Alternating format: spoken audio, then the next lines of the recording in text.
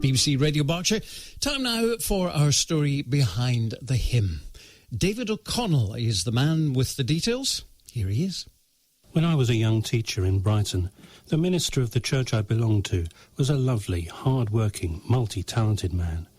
When I tell you that as well as being a church minister, he was also head of a school for children with severe behaviour issues, you'll see how little leisure time he allowed himself. He worked all the hours that God sent.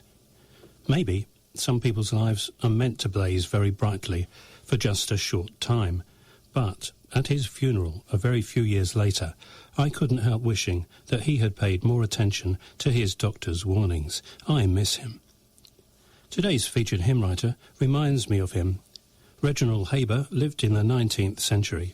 He was the Church of England's Bishop of Calcutta. He too was a very gifted, very hard-working Christian.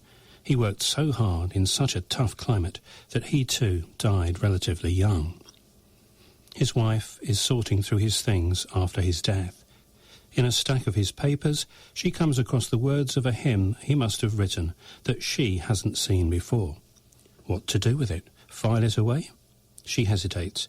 Then she decides to send it to a famous composer called John Bacchus Dykes, who writes a tune for it. It could easily have stayed tucked away in a drawer, but it didn't. It became one of our favourite hymns, Holy, Holy, Holy.